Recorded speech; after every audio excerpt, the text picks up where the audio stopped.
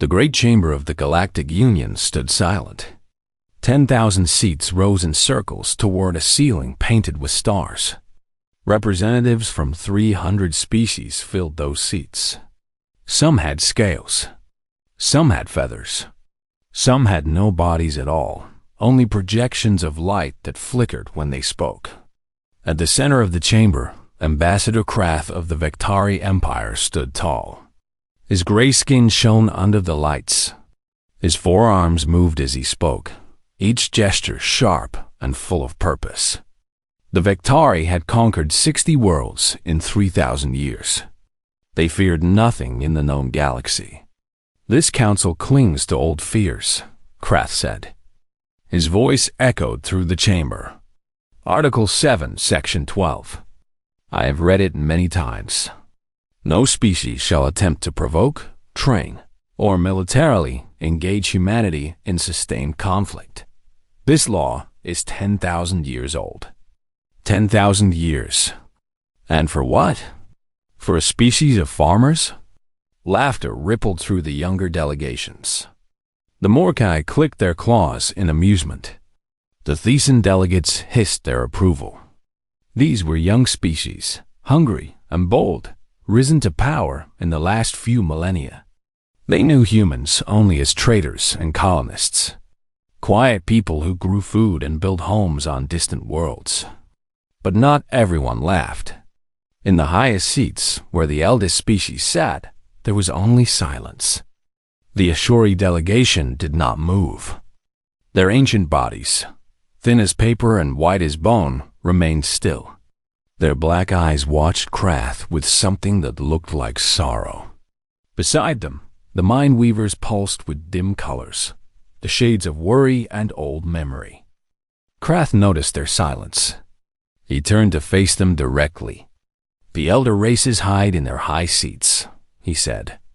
They wrote this law, yet they refuse to explain it. They shake with fear at the mention of humanity. Yet humans have not fought a war in 2,000 years. Their military is ceremonial. Their weapons are outdated. They spend their time planting gardens and writing poetry. Ambassador Krath.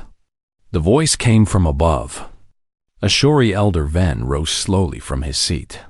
He was old beyond measure. His species had watched stars die. He had been alive when the first Galactic Union Charter was signed. You speak of what you see, Ven said. His voice was soft, like wind through dry leaves. You see human farmers, human traders, human children playing in fields of grain. This is true. This is what they are now. Then why the law? Krath demanded. Ven's black eyes seemed to look through Krath, through the walls, through time itself. Because we remember what they were before. The chamber grew quiet. Even the young species stopped their laughter. Something in the elder's voice carried weight. It carried warning. Speak plainly, Krath said. What were they? Ven was silent for a long moment. When he spoke again, his words were measured and careful. They were forged in fire, Ambassador. Not the fire of stars. The fire of their own making. They burned themselves for 200,000 years, generation after generation, without pause, without mercy. They perfected the art of ending life before they learned to travel between stars. Krath waved a dismissive hand. Every species has a violent past. The Vektari conquered our world through blood. It made us strong. You do not understand. Ven's voice grew harder. Your wars lasted decades, centuries at most. Human wars never stopped. They fought with stones, then with metal, then with fire that could erase cities, then with poisons that killed slowly, horribly. They invented new ways to die faster than they invented ways to live. They did not fight for territory or resources alone. They fought over ideas, over words, over the color of their skin, over the names they called their gods. The chamber was completely silent now. They killed each other by the billions, Ven continued. Billions. Do you know what that number means? It means that humanity practiced war more than any species in galactic history. It means they have tried every tactic, every strategy, every horror that a mind can create. And they did it to themselves. Krath stood firm, but some of the confidence had left his posture. That was long ago, he said. They are peaceful now. Yes, Ven agreed. They are peaceful now. But do you know why? He leaned forward, and his ancient face seemed suddenly terrible. They are peaceful because they chose to be. They looked at what they had become, and they were horrified. They buried their weapons. They burned their war plans. They taught their children to grow things instead of destroy things. They chose peace not because they were weak, Ambassador. They chose peace because they were too strong. Ven sat back in his seat. The law exists to protect us from what happens if they remember. Krath stood in silence for several seconds. Then he laughed. It was a forced sound, meant to break the tension. Stories, he said. Old stories to frighten children. The Ashori have grown timid with age. The humans I have seen could not threaten a Vectari patrol ship. Because you see what they show you, another elder said. This was Mindweaver Prime, speaking through colors and thought. You see the mask they wear. You do not see the face beneath. Enough. Krath turned back to the full council. I call for a vote. Remove Article 7, Section 12. Let humanity prove themselves like any other species. If they are truly harmless, the law serves no purpose. If they are dangerous, then we should know it. The vote was called. The elder races voted to keep the law, but there were only 12 of them. The young species, 300 strong, voted to remove it. The motion failed to pass by a narrow margin. Ancient treaties gave the elder races additional weight in matters of galactic security. But Krath smiled anyway. The vote does not matter, he announced. The Vectari Empire is not bound by your fears. We will test the humans ourselves. We will show the galaxy that this ancient law protects nothing but the pride of species too old to remember their own courage. Gasps filled the chamber.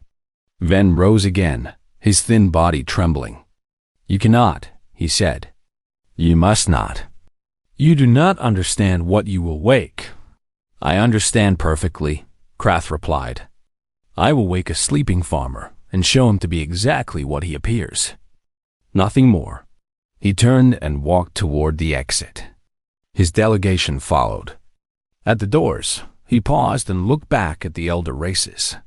When I return, he said, I will bring human prisoners to stand before this council, and you will remove your foolish law, or we will remove you. The doors closed behind him. In the silence that followed, Ven sank back into his seat. His ancient hands trembled. A young aide approached him. Elder, the aide said softly, surely the ambassador exaggerates. Humans cannot be as dangerous as you say. We have watched them for millennia. They are kind.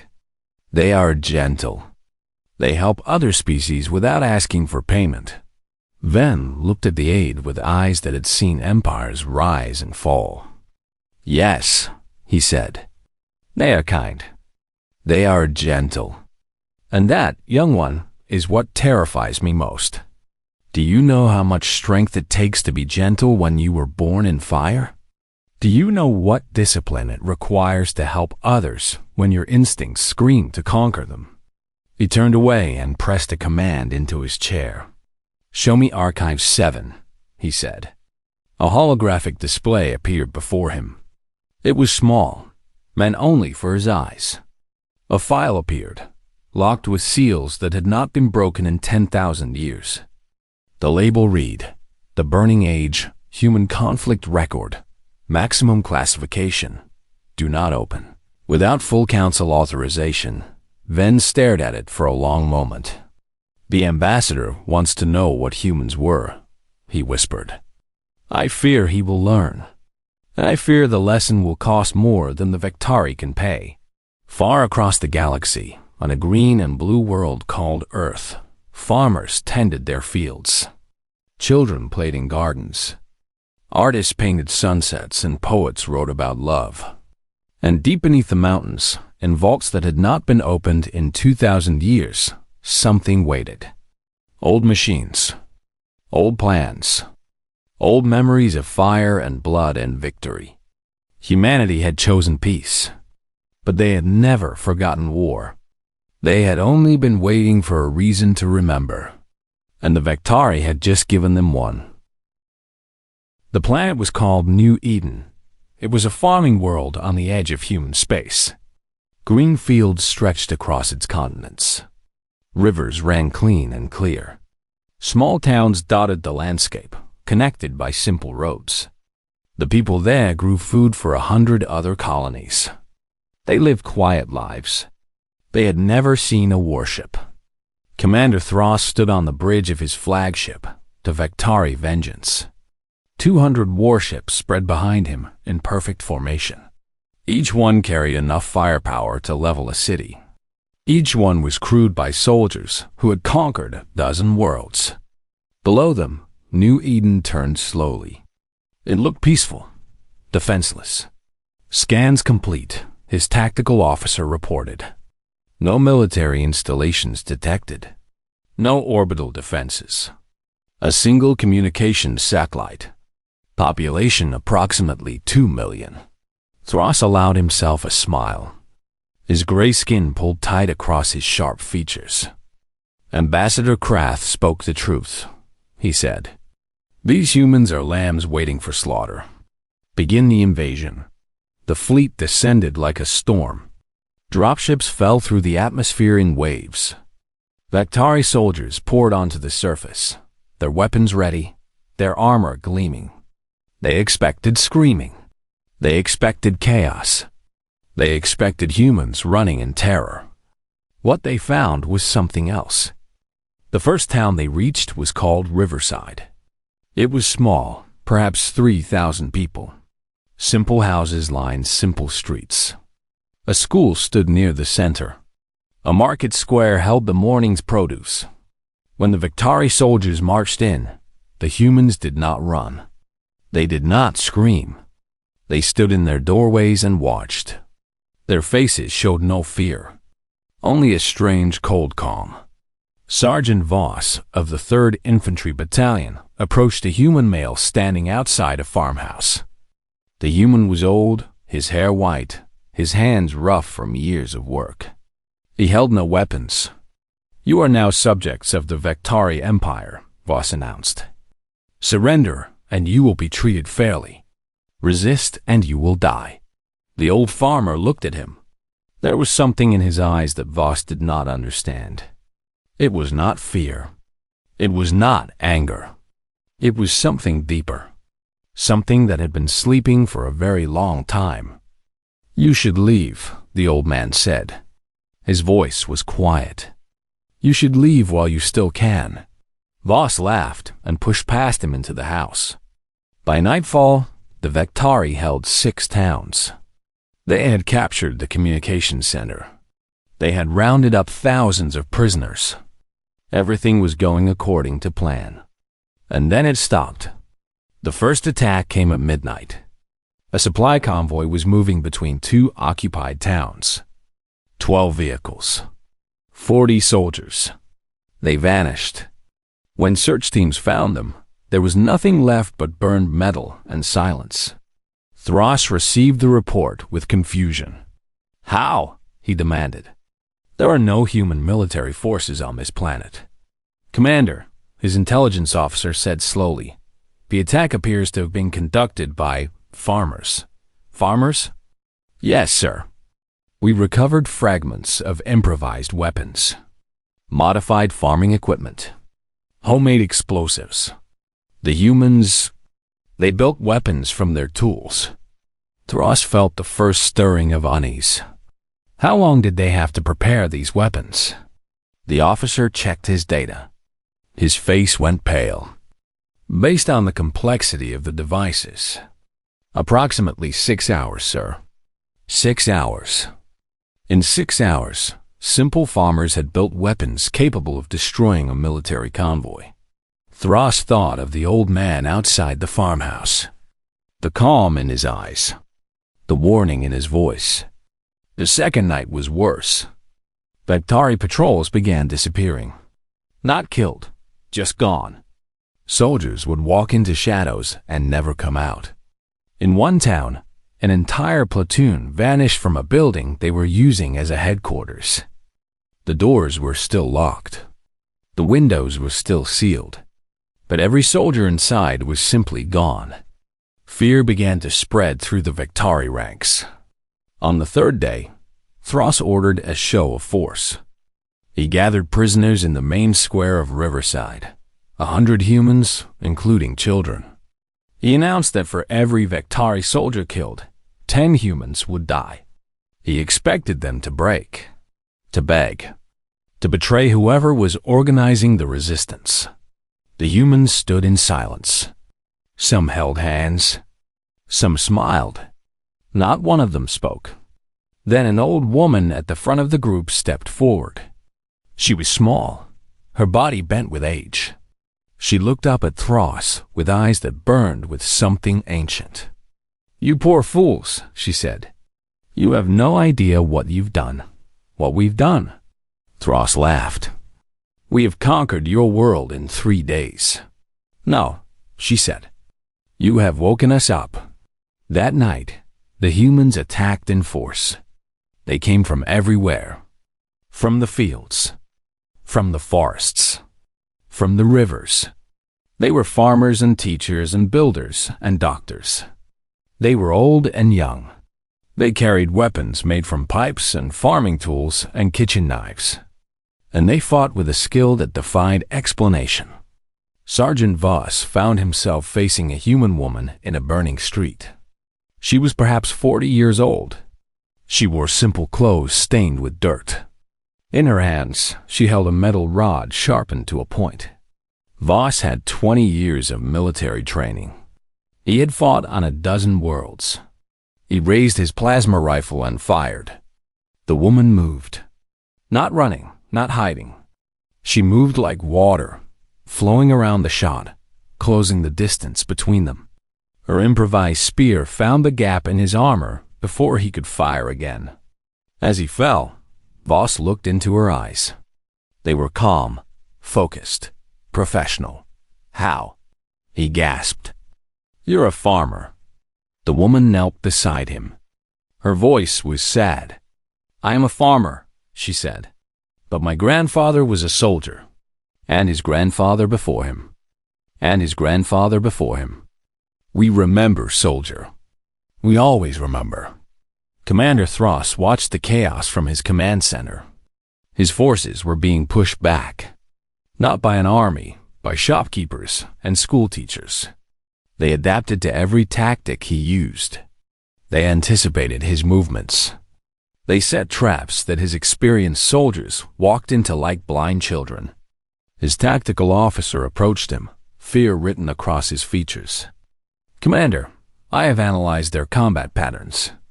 They are using techniques from human history. Techniques that have not been used in 2,000 years. But they are using them perfectly. As if the knowledge was always there, waiting." Thras felt cold spread through his body. "What are they?" he whispered. "They are humans, sir." The officer's voice trembled. "And I believe we have made a terrible mistake." By the morning of the 4th day, the Vektari held only their landing zones. Half their ground forces were dead or missing. The farmers of New Eden had organized into units, developed communication systems, established supply lines. They had done in 4 days what should have taken months. Thras ordered a retreat to orbit. He would bombard the planet from space. He would burn every field, every town, every living thing. That would show these humans the cost of resistance. But as his surviving soldiers reached the dropships, one final message reached him. It came from the old farmer he had seen on the first day. The man stood in the ruins of his farmhouse, speaking directly into a captured Vectari communicator. "I told you to leave," the old man said. His voice was still calm, still quiet. "You should have listened. You will die for this," Thros snarled. "Your entire planet will burn." The old man smiled. It was not a happy smile. It was the smile of someone who had seen too much, who knew too much, who remembered things he wished he could forget. "Maybe," he said, "but you woke something today. Not just on this world. You woke in everywhere humans live. You reminded us what we are, what we were, what we can become again." He leaned closer to the communicator. "I have a message for your masters, Commander. Run. Run as fast as you can. Because a message has already reached Earth, and they are coming. Not the farmers. Not the poets. The others. The ones we keep hidden. The ones we pray we never have to use." The signal cut off. Thros stared at the blank screen. His hands were shaking. Across the galaxy, on 100 human worlds, the same scene played out. People looked up from their gardens and their books and their peaceful lives. They felt something stir in their blood. Old memories. Old instincts. And on Earth, in the chambers of the United Human Government, a message arrived from New Eden. It was short. It was simple. "They have attacked us. We have held them. But they will return with more. We request authorization for full response." The president of the Human Alliance read the message. She was a small woman with gray hair and kind eyes. She had spent her career building schools and hospitals. She had never ordered a military action in her life. She looked at her advisors, old men and women who remembered things that their grandchildren had never been taught. Who knew what waited in the vaults beneath the mountains? "It seems," she said quietly, "that the galaxy has finally forgotten why they should fear us." She pressed a button on her desk. "Open the archives. Wake the sleeping wolves." In vaults across Earth, lights flickered on for the first time in 2,000 years. The wolves were waking, and they were hungry. The council chamber of the United Human Government sat deep beneath the mountains of what was once called Switzerland. It had not been used for its true purpose in 2,000 years. Now, for the first time in generations, it was full. President Maya Chun stood at the central podium. She was 60 years old. Her face showed the weight of sleepless nights. Around her sat the leaders of every human world. Governors, administrators, elected officials. Most of them had never seen this chamber before. Most of them had not known it existed. "Thank you all for coming," Chun said. Her voice was steady, but her hands gripped the podium tightly. "You have all received reports from New Eden. The Vectari Empire has attacked our people. They have killed civilians. They have burned our towns. They believe we will not respond." Murmurs rippled through the chamber. "But that is not why I called this meeting," Chun continued. "I called you here to ask a question. A question that our ancestors hoped would never need to be asked again." She paused. The chamber fell silent. "Do we remember?" The words hung in the air. Most of the younger officials looked confused. But the older ones, the ones whose grandparents had whispered stories in the dark, they understood. Their faces went pale. "For 2,000 years, Chun said, we have taught our children to grow food, to build homes, to create art and music and poetry. We have shown the galaxy a face of peace. We have traded with them, helped them, healed them, and we have never, not once, shown them what lies beneath." She pressed a button. The lights dimmed. A holographic display appeared in the center of the chamber, a timeline stretching back into human history. "This is what we taught ourselves to forget," she said. "This is the truth we buried. This is the burning age." The display began to move. Images appeared. videos, records. The history of human warfare played across the chamber in terrible detail. Stone axes cutting through bone. Bronze swords clashing in ancient cities. Iron blades painting battlefields red. The images accelerated through time. Cannons roared. Rifles cracked. Trenches filled with mud and blood and dying men. Then came the modern age.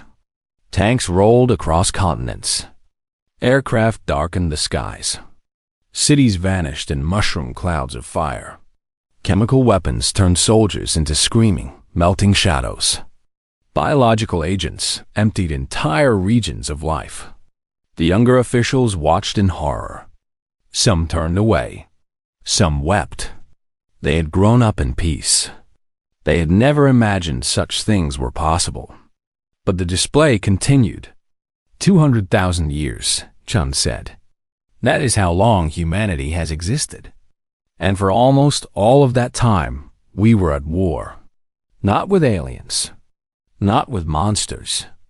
With ourselves. Numbers appeared on the display.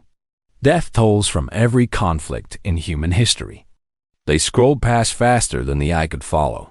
Millions. Hundreds of millions. Billions. We killed more of our own kind than any species in galactic history, Chun said. We invented new ways to die faster than we invented ways to live. We fought over land, over resources, over ideas, over the color of our skin, over words in books, over lines drawn on maps. The display showed a final image, Earth as seen from space, beautiful, blue, green, peaceful. And then we stopped. The chamber was silent. Why? Someone asked. It was Governor James of Mars Colony. He was young, only 40, born long after the last war. Why did we stop? Chun's voice grew soft. Because we finally looked at ourselves and saw what we had become.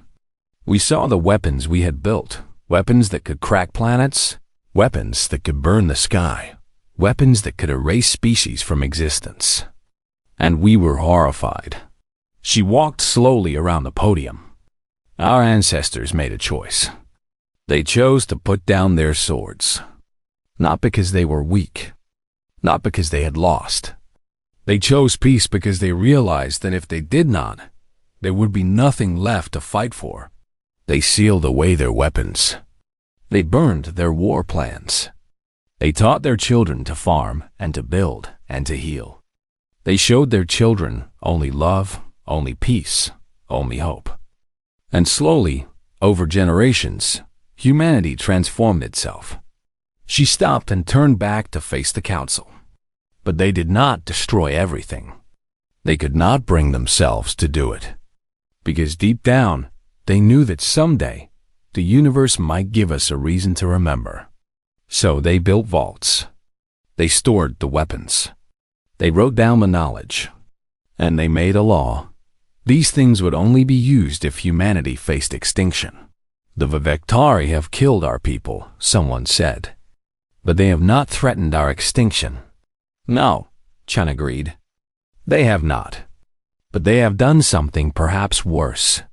They have reminded us of what we are. She pulled up a new display. This one showed reports from New Eden. Videos of farmers fighting Victari soldiers. Teachers organizing ambush. Children running supplies through enemy lines. Look at how quickly our people adapted, Chun said. 6 hours. It took 6 hours for peaceful farmers to build weapons and organize resistance. Not because they learned it fresh. Because it was always there, sleeping in their blood. The knowledge of 1,000 wars. The instincts of 1,000,000 battlefields. She turned off the display.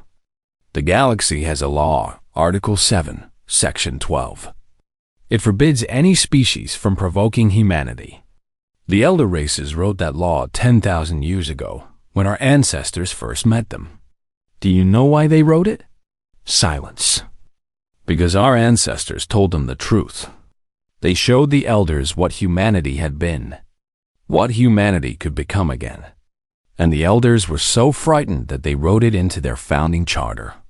They did not do it to control us. They did it to protect the galaxy from us. And now, Chen said, the Vectari have broken that law. They have killed our people. They believe we are harmless. They believe our military is ceremonial. They are about to learn how wrong they are. She walked to a control panel at the side of the chamber. Her hand hovered over a switch that had not been touched in 2,000 years. I am going to authorize Doctrine Omega. This will open the vaults. It will wake the fleets we have kept hidden. It will release weapons that the galaxy has never seen and cannot comprehend. We will respond to the Vectari, not with our ceremonial forces, but with the true power of humanity. She looked around the chamber. But I will not do this alone. You represent every human world. You must vote. You must choose. Do we show the galaxy what we truly are? Do we let the wolves wake? The vote was unanimous. Deep beneath Earth's surface, lights began to flicker on. In caverns carved from living rock, machines stirred that had slept for millennia. Ships powered up, sleek, beautiful, terrible ships designed with 200,000 years of combat evolution. Weapons came online that could shatter moons and crack planets and turn stars into bombs. On the surface, the humans continued their peaceful lives. Children still played. Farmers still tended their fields. But beneath the mask of civilization, something was waking. In her command center, President Chen authorized one final action. A message to be broadcast across all galactic frequencies. To the Vectari, to the elder races, to every species that had forgotten why they should fear humanity. This is President Maya Chen of the United Human Alliance. For 2,000 years, we have chosen peace. We have built instead of destroyed. We have healed instead of harmed. We have shown you only kindness. You have repaid that kindness with blood. We gave ourselves rules to protect the galaxy from us. You have broken those rules. You have attacked our people. You have burned our homes. You have awakened something that should have stayed sleeping. The wolves are rising.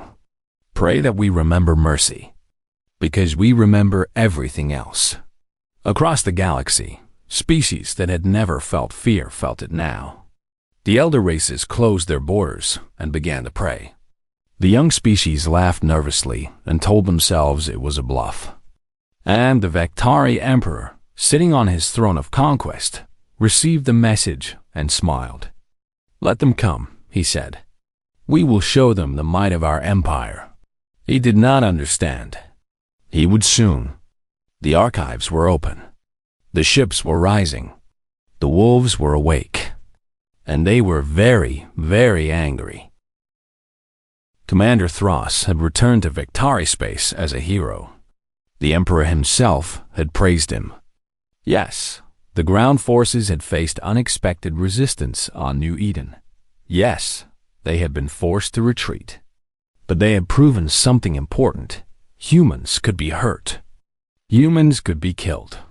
Humans could bleed. Now the full might of the Vectari Empire was gathering. 3,000 warships. 10 million soldiers. The largest fleet assembled in Vectari history, ready to crush humanity once and for all. Thros stood on the bridge of his new flagship, the Wrath of Empire. It was 5 times the size of his previous vessel. It carried weapons that could level continents. Around him, the fleet spread across the void like a sea of steel and fire. The humans have sent a message, his communications officer reported. They claim their wolves are coming. They claim we should pray for mercy. Laughter filled the bridge. Let them pray, Thros said. When we are done, there will be no humans left to threaten anyone. The fleet moved toward human space. 3 days at maximum speed. 3 days until the end of humanity's peaceful existence. 3 days until the galaxy would learn that the Vectari Empire feared nothing. On the first day, nothing happened. The fleet moved through empty space. Scouts found no resistance. No patrol ships. No defensive stations. The humans appeared to be hiding. Cowards, the Emperor declared in a broadcast to his people. They know what is coming. They know they cannot stop us. On the second day, the first ship vanished. It was a scout vessel, small and fast, running ahead of the main fleet. One moment it was there. The next, its signal simply stopped. No distress call. No explosion. Just silence. Thros felt a flicker of unease. Find out what happened. 3 more scouts were sent to investigate. All 3 vanished. Commander, the sensor officer said slowly, I am detecting something. Ships. Many ships. But they are not registering on our targeting systems. Our computers do not recognize them. Show me. The main display flickered. For a moment, Thros saw nothing but stars.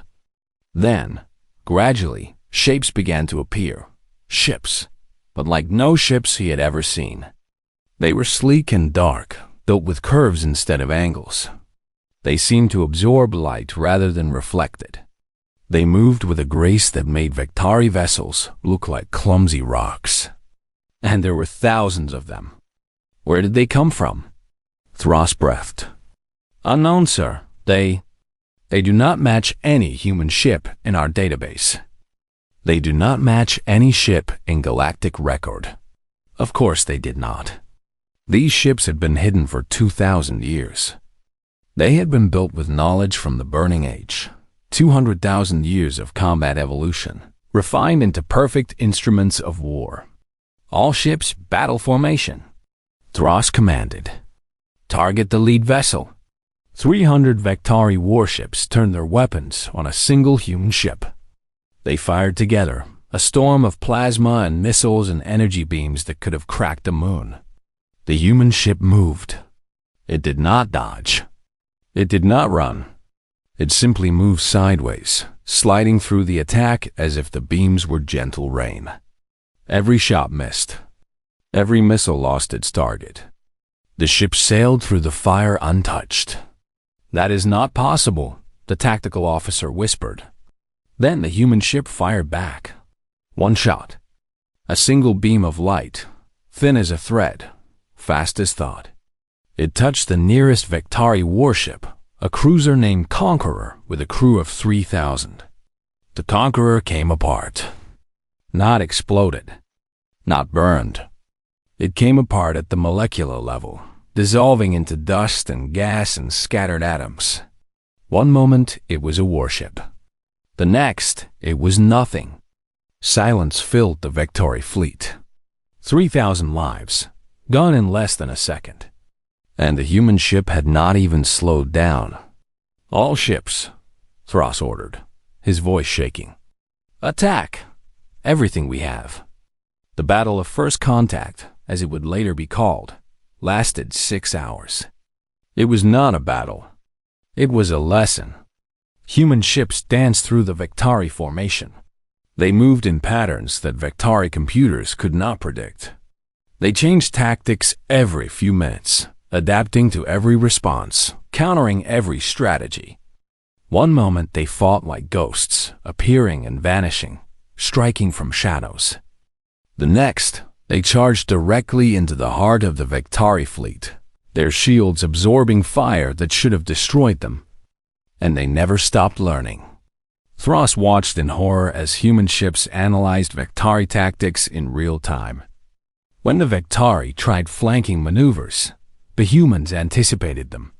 When they tried surprise attacks, the humans were already waiting. When they concentrated their fire, the humans scattered. When they scattered, the humans concentrated. They are not just fighting us, his tactical officer said, his voice hollow with despair. They are studying us, testing us. They are not using their full strength. It was true. The human fleet was holding back, playing with them, showing them just enough power to terrify, but not enough to end the battle quickly. They wanted the Vektari to understand. By the 4th hour, half the Vectari fleet was gone. By the 5th hour, 3/4. By the 6th hour, only the Wrath of Empire and a handful of escorts remained. Then the human flagship arrived. It was enormous, larger than any station Thros had ever seen. It looked less like a ship and more like a moving city, a mountain of metal and power that darkened the stars. It emerged from nowhere, simply appearing in front of the Vectari remnant as if it had always been there. The whole was covered in writing, ancient human scripts, languages that had not been spoken in millennia, and one phrase repeated over and over in every tongue: remember what we were. A communication came through. A human face appeared on the display. A woman, old and gray, wearing a simple uniform with no decorations. Her eyes were tired, sad. "I am Admiral Sarah Chung," she said, "grandmother of President Maya Chun. I have been asleep for a very long time, waiting for a day I hoped would never come. Surrender." Thros spat, though he knew the word was meaningless now. "You cannot. We can do anything," Chun interrupted. Her voice was soft, but it carried the weight of mountains. "We have been killing each other for longer than your species has existed. We have invented more ways to end life than you can imagine. We have burned our own cities, poisoned our own water, split our own atoms to prove we could. Do not tell us what we cannot do." She leaned forward. "Your entire fleet, Commander. 3,000 ships. 10 million soldiers. The pride of your empire. And we have destroyed them with less than 1/4 of our awakened forces. You have not faced our army. You have faced our scouts." Thros felt his legs weaken. "What do you want?" "I want you to deliver a message," Chun said. "Tell your emperor. Tell your people. Tell the galaxy. The wolves are awake. We did not want this. We chose peace. We built a better world. And you forced us to remember what we were." The display shifted. It showed a map of the galaxy. Human space. Vectari space. The homeworlds of every species. "We could end you," Chun said. "All of you. Every ship. Every world. Every colony. We could burn your empire to ash and salt the ground so nothing grows again. Our weapons can crack planets. Our ships can outrun light. Our soldiers remember 10,000 years of war in their blood and bones." She paused. "But we will not. Not today. Today, you will take your surviving ships and return home. You will tell your emperor that humanity is not to be touched. Ever, for any reason. And you will pray that this lesson is enough." The display showed human ships pulling back, opening a corridor, a path home. "Go," Chun said. "And remember, the next time you attack us, there will be no warning. There will be no mercy. There will only be fire." The transmission ended. Thros stood on his shattered bridge, surrounded by the dead and dying. Around him, the last remnants of the greatest fleet in Vectari history limped toward the corridor the humans had opened. They were being allowed to escape. They were being shown mercy. And that, more than anything else, terrified Commander Thros. Because he finally understood. The humans had not fought back out of anger. They had not destroyed the Vectari fleet out of hatred. They had done it with sorrow, with reluctance, with the weary patience of a species that had seen too much death and wanted no more. They were not conquerors. They were something far more dangerous. They were predators who had chosen to become protectors. Wolves who had learned to guard the sheep. And the Vectari, in their arrogance, had reminded them of teeth they had spent centuries trying to forget. As the wrath of Empire crawled toward home, Thros composed his message to the Emperor. It was simple. It was the most important message in Vectari history. Do not wake the wolves again. They let us live. They may not do so twice.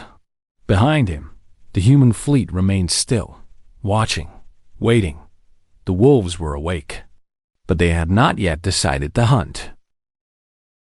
The human fleet arrived at the Vectari homeworld in 3 days. What had taken the Vectari Empire weeks to prepare had taken humanity a long weekend. 1,000 ships surrounded the planet in a ring of silent steel. No weapons fired. No demands were broadcast. They simply waited. Emperor Korath stood in his palace, watching the sky fill with ships. His advisors had fled. His generals had surrendered. His mighty empire, 3,000 years of conquest and glory, had crumbled in less than a week. What do they want? He whispered to the empty room. Why do they not attack? A voice answered from behind him. Because they are deciding if you deserve to live. Korath spun around. A human stood in his throne room. Just one human, a woman in a simple uniform. She was old, her hair silver, her face lined with years. But her eyes were sharp, alert, dangerous. How did you get in here? Korath demanded. His guards were gone. His weapons were useless. He had never felt so powerless. I walked, the woman said. She did not seem impressed by his palace, his throne, his golden robes. My name is Admiral Sarachan. We spoke before. You were on your flagship. I was. Now I am here. Your security systems are 2,000 years out of date, Emperor. Everything about your empire is. She walked slowly around the room, looking at the paintings and sculptures. You thought you were powerful. You conquered 60 worlds. You believed nothing could stop you. She stopped in front of a window. The human ships hung in the sky like patient gods. Let me tell you what power really means. Korath said nothing. Power means having the strength to destroy everything and choosing not to. Power means standing at the edge of darkness and pulling back. Power means looking at your enemies, beaten and broken, and deciding that mercy serves better than murder. She turned to face him. My species spent 200,000 years learning to kill. We were very good at it. The best in the galaxy, perhaps the best in the universe. We killed with stones and sticks. We killed with metal and fire. We killed with atoms and viruses and weapons that turned the very air into poison. We killed so much that we nearly erased ourselves from existence. Her voice grew softer. And then we stopped. We looked at what we had become, and we were horrified. All that genius, all that creativity, all that passion, spent on death. We decided there had to be something better. So we put down our weapons. We buried our ships. We taught our children to grow flowers instead of armies. For 2,000 years, we were peaceful. We thought we had changed. We thought the wolves were finally asleep. She met Korath's eyes. You woke them up. You killed our farmers. You burned our schools. You reminded us that the universe is not as kind as we pretended. What will you do to us? Korath's voice cracked. Chun smiled. It was not a cruel smile. It was tired, sad, ancient, nothing. Korath blinked. Nothing? We could destroy you. Every ship, every colony, every city. We could turn your homeworld into ash and make sure no Vectari ever threatens anyone again. Our weapons are ready. Our soldiers are willing. We remember how to kill, Emperor. We remember it very well. She walked toward the door. But that is not who we chose to be. We did not cross the stars to become what we escaped. We did not bury our swords to dig them up for you. She stopped at the threshold. We demand 3 things. First, return our prisoners. Every human taken from New Eden, alive and unharmed. Second, a public apology. Broadcast to every world in the galaxy. Admit what you did. Admit that you were wrong. Third, support the law. Article 7, Section 12. Vote to make it stronger. Tell the galaxy why it exists, and if I refuse, Chun did not turn around. Then we will return tomorrow, and we will not be merciful twice. She walked out. The doors closed behind her, and Emperor Korath, conqueror of 60 worlds, sank to his knees and wept. 3 days later, the Galactic Council assembled. The chamber was fuller than it had ever been. Every species had sent representatives. Every world wanted to witness what would happen next. Emperor Korath stood at the central podium. His golden robes were gone, replaced by simple gray cloth. His proud posture had crumbled into something smaller, broken. "I am here to apologize," he said. His voice carried across the silent chamber. The Victari Empire attacked humanity without cause. We believed them weak. We believed them harmless. We believed the ancient laws were foolish fears. He paused. We were wrong. The chamber remained silent. I have seen their ships. I have felt their power. I have looked into the eyes of their admirals and seen something I cannot describe. They could have destroyed us. They had every right to destroy us. We killed their people. We burned their homes. We gave them every reason to hate us. His voice cracked. They let us live. They showed us mercy. And they asked for nothing but an apology and a promise that we would never forget what we learned. He looked up at the elder races, sitting in their high seats. I understand now why you wrote Article 7. I understand why you feared them. Not because they are violent. Not because they are cruel.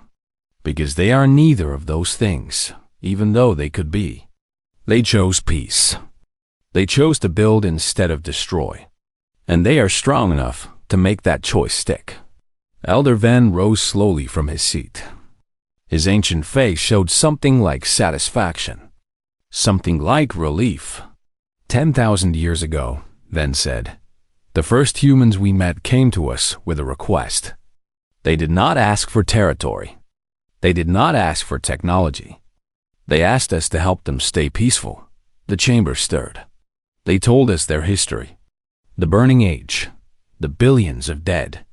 The weapons that could end worlds. They told us what they had been and what they were trying to become. And they asked us, they begged us, to write a law that would prevent the galaxy from ever giving them a reason to remember. Ven's voice grew heavy with memory. They were afraid of themselves. That is what the younger species never understood. Humanity did not fear us. They feared what they might become if we pushed them too far. They chose peace not because they were weak, but because they knew exactly how strong they were. And they did not trust themselves with that strength.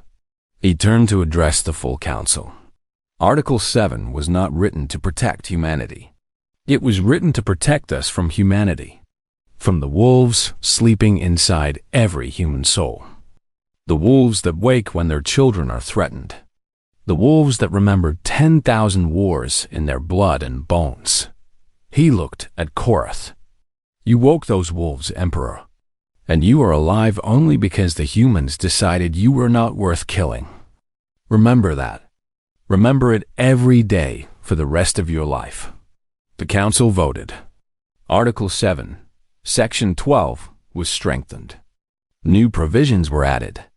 No species would ever test humanity again.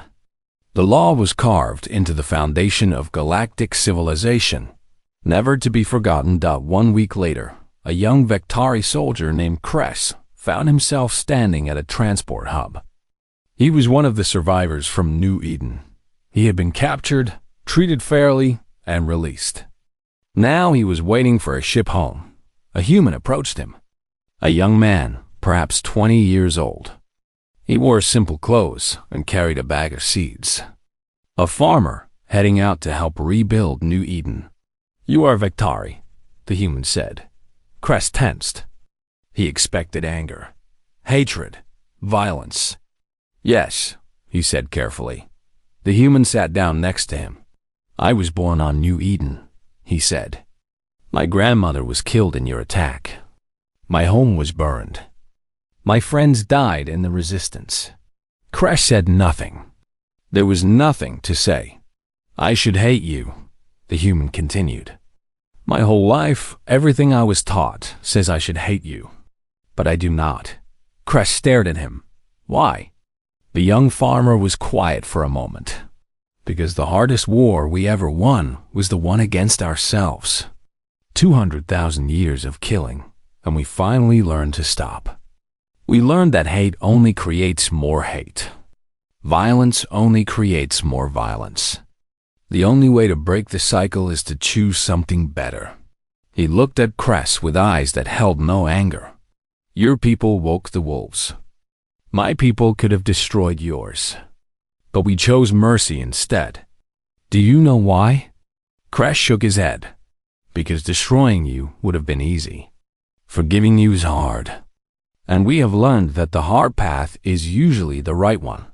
He stood and shouldered his bag. Go home, soldier. Tell your children what happened here. Tell them that humanity was forged in fire and blood and death. Tell them that we became the most dangerous species in the galaxy. And tell them that we chose, every single day, to be something better. He started to walk away, then paused. That is our true strength. Not our ships. Not our weapons. Not our memories of war. Our true strength is that we fight our own nature and win. Every day. Every generation. Forever. He disappeared into the crowd. Cress sat alone for a long time, thinking about wolves and sheep and the strange species that had somehow become both. Far across the galaxy. On a blue and green world called Earth, the vaults were sealed once more. The ships returned to their hidden docks. The weapons went back to sleep, but the wolves remained awake, watching, waiting, hoping they would never be needed again. In a garden outside Geneva, Admiral Sarah Chun planted flowers. Her hands, which had commanded ships and destroyed fleets, now worked with soil and seeds. A child approached her great-granddaughter, only 7 years old. Grandma, the child asked, why did we let the bad people go? Chun smiled and pulled the girl into her lap. Because, little one, being strong does not mean hurting everyone who hurts you. Being strong means choosing kindness when kindness is hard. It means building when it would be easier to destroy. It means forgiving when it would be easier to hate. She looked up at the sky, where stars were beginning to appear. We were forged by war. It made us powerful. But power means nothing without wisdom. And wisdom means knowing that the best victory is one where nobody has to die. The child thought about this. So, we are wolves who chose to be nice? Chun laughed. Yes, we are wolves who chose to be shepherds. And that, little one, is why the galaxy fears us. Not because of our teeth, but because we choose not to use them. The sun set over Earth. The galaxy turned in its endless dance. And humanity continued its longest war, the war against its own darkness. A war they won every day, simply by choosing to be kind. That was why the law existed. That was why the wolves stayed sleeping. That was the true strength of humanity, forged by fire and tempered by mercy. The end.